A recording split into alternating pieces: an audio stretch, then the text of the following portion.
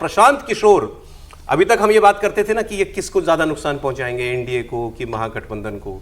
प्रशांत किशोर ने अपने बातों से ये साफ कर दिया है कि उनका समीकरण भी लगभग वैसा ही है जैसा महागठबंधन जैसा है। मैं ये क्यों कह रहा हूं, वो मुस्लिम बुद्धिजीवियों के साथ संवाद कर रहे हैं। वो पहले ऐलान कर चुके हैं कि मैं 40 सीट कम से कम मुसलमानों को दूंगा। फिर उन्होंने ये भी कहा कि आपको अपनी अलग लीडरशिप डेवलप करनी चाहिए, ऐसे मुसलमान नेताओं को आगे बढ़ाइए आप, और 40 सीट तो मैं दूंगा, ये बात उन्होंने पहले भी कही ही थी।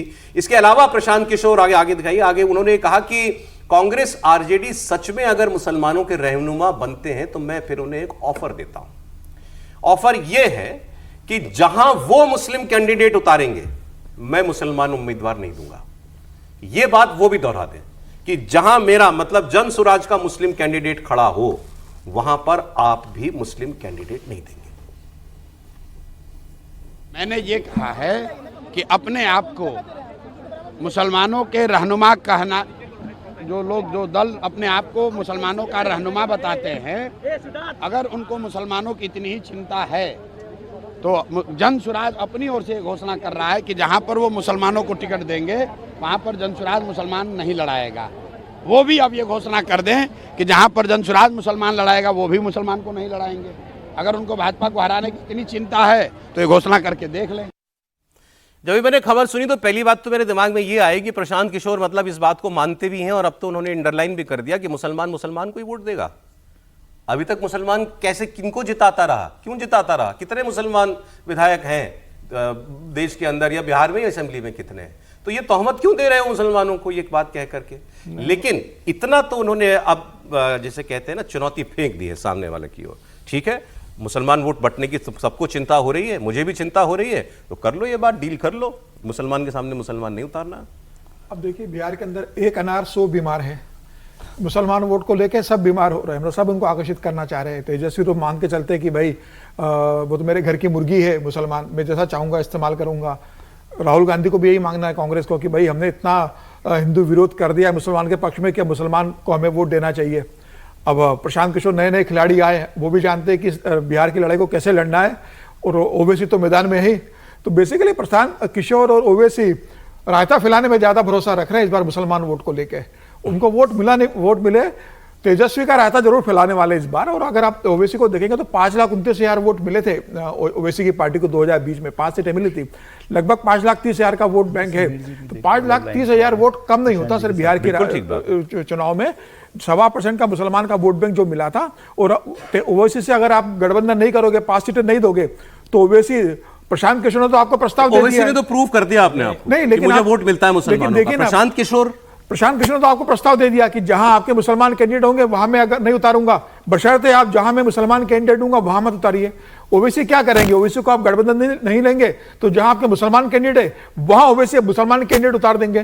तो कैसे मुसलमानों वोटों का बंटवारा नहीं होगा। इस बार मुसलमान वोटों का बंटवारा बहुत तेजी से होने वाला है। ठीक है, और मुझे लग रहा है ज्यादा हिस्सों में बटेगा निश्चित रूप से। और ये बहुत समझदारी होती अगर ये प्रशांत किशोर को भले नहीं ले पाए, कम से कम इनको ओवैसी को अपने साथ देना था। अब हर्षवर्धन जी आप बोलेगा, मैं एक और उम्मीदवार की बात बता देता हूं ना, मुसलमान वोट के एक और दावेदार की। नीतीश जी भी पीछे नहीं है, उनको भी चाहिए मुस्लिम वोट।